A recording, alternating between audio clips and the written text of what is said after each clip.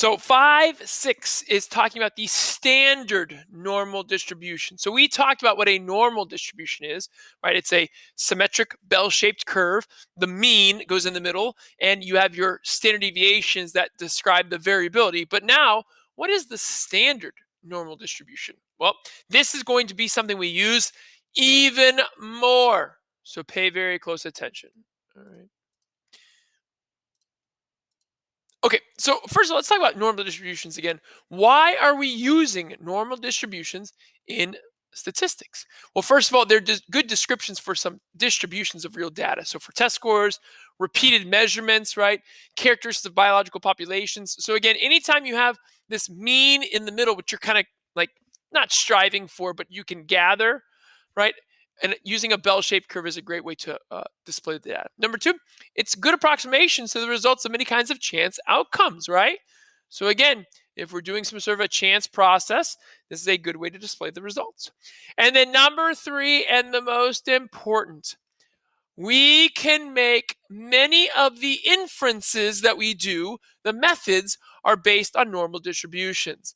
This is chapters 6, 7, 8, 9 that we're going to get to. Hopefully 9. I'm not sure about because of COVID, but we'll do our best. But again, all of our inference methods that we do, or many of them, will be based off normal distributions. Okay, and again, that's our main job, right? Making conclusions, drawing inferences about the population and cause and effect, right? Convincing evidence, that kind of stuff, statistically significant, right? Okay. So this idea is kind of archaic, I suppose, but I think it's a good, like I'm a math person, right? Some of you might not be math people, but I like to have numbers and an idea. So this is called the 68, 95, 99.7 rule. So again, it talks about that in a normal distribution, 68% of the values fall within one standard deviation. So we haven't talked about it yet, but you're going to see that in our standard normal distribution, 0 is going to be our mean, and 1 is going to be the standard deviation. So if you go 1 standard deviation to the left and 1 standard deviation to the right, you have 68% of the values.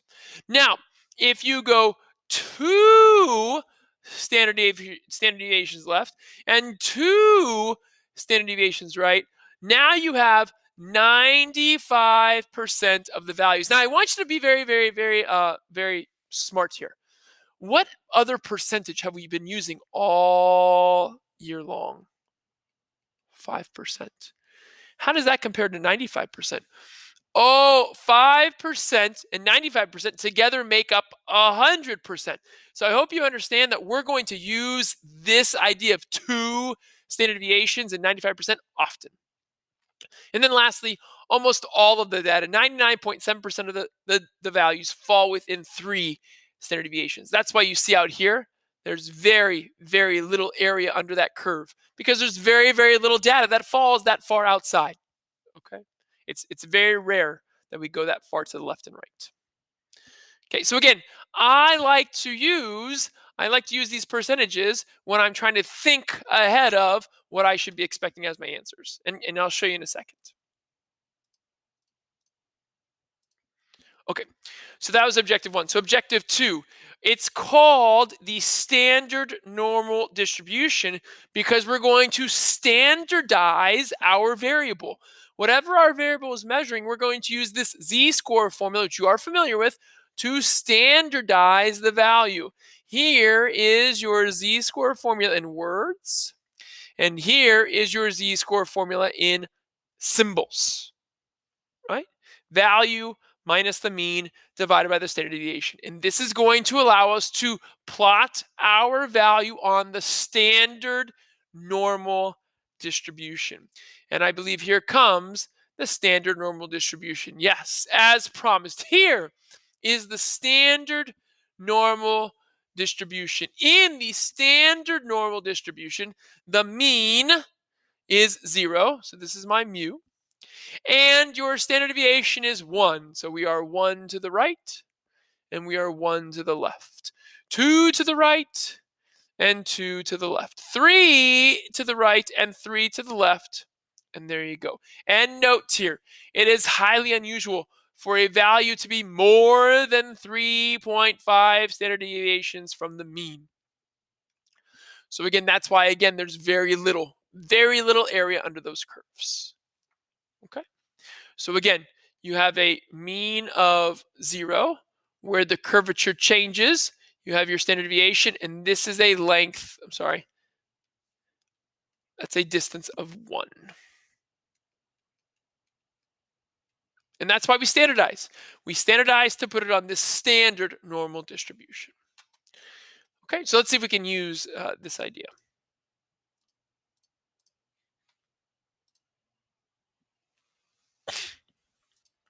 All right, so our first problem here, it says draw a standard normal distribution with the area of interest shaded.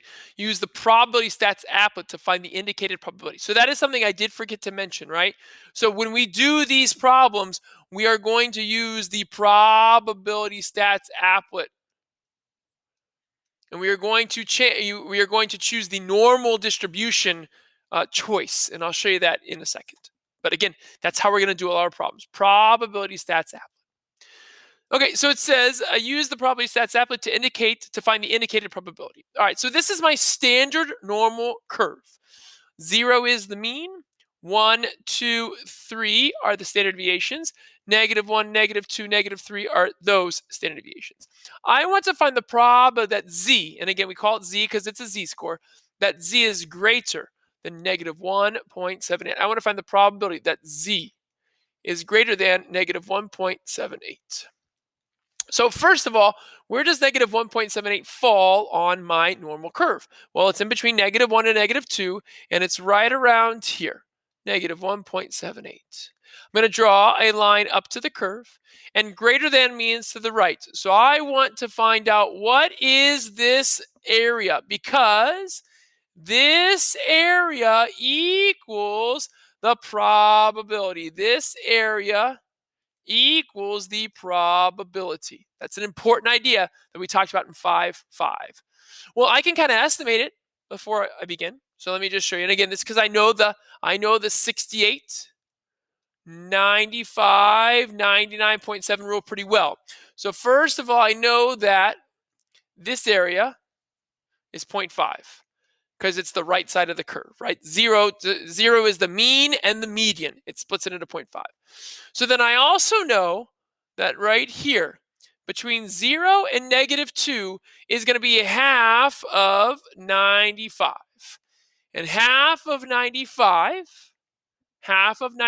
is going to be 47.5.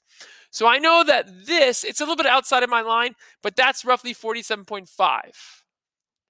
So if I add those two together, 47.5 and 0.5, I should get a probability equal to about 0.975. So I'm sorry, I should have said this is 0.95, right? 0.95 divided by 2 is 0.475. And again, this does not matter what I'm doing. I'm just trying to give you an idea of how I think ahead. So I am thinking that my probability should be around there somewhere, 0.975, right? This. It's going to be a little bit less than that because there is this hole, right here. That's the hole. That's not being counted in this. So take that away. So how are we going to do this? Well, we're going to use the probability stats app. Let's go there now.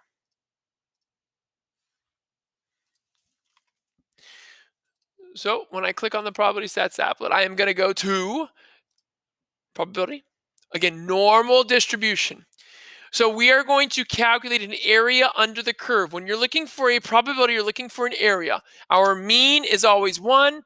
Our mean is always 0. Our standard deviation is always 1. And we plot. There's the normal distribution. And now I want to calculate the area. And what am I looking for?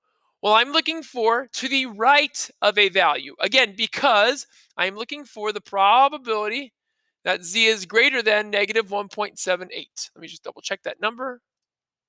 Yep. So what I'm going to do is I'm going to enter the value right here. -1.78. And watch what happens when I press calculate. There. It gives me the picture that matches our picture. Look. Oh, my picture went away. It's the same picture, right? Dang it. I wish my picture would have stayed. Remember I talked about how it was almost going to be out to here? 1 second.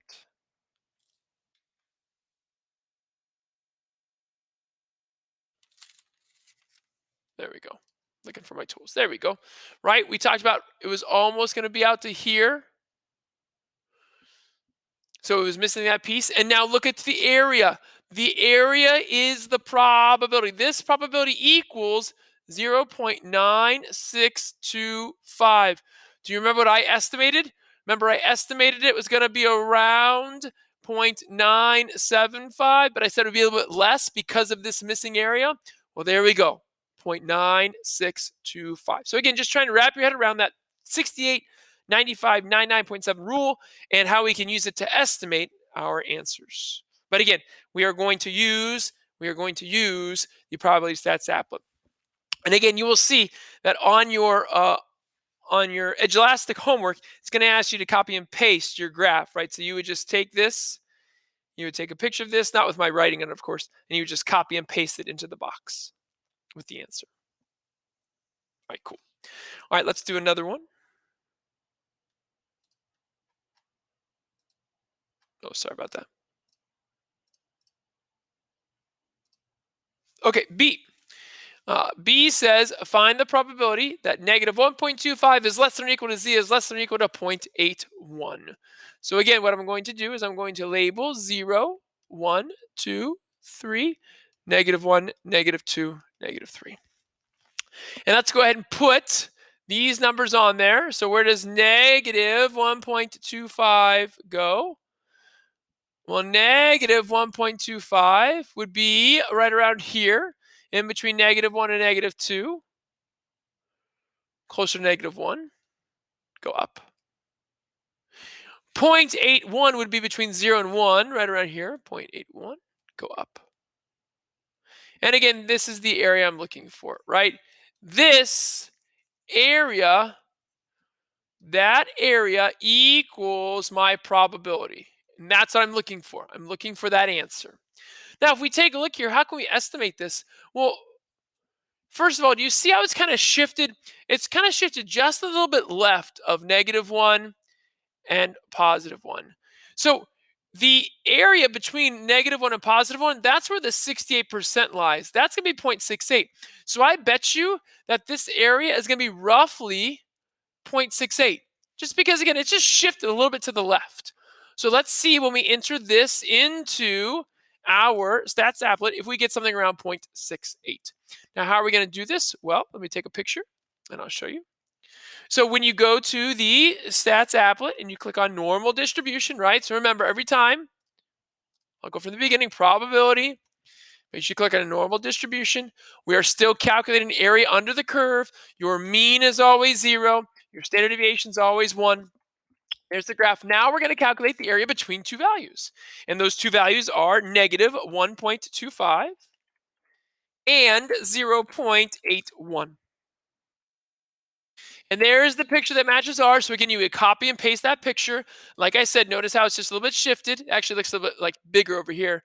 So then look, it's a little bit bigger than 0.68. It's 0.6854. That is your area. That's your probability, 0.6854. So the answer to this question would be, no, I want a different color than green, would be 0.68, was it 54? I hope so. I'll double check that, but there you go. Yes, sir. Okay. And again, on your Elastic homework, you'll be asked to copy and paste the image. All right, great. That's objective 1 and 2. So we'll use objective 3 in the next video, and we're going to kind of work backwards. Okay.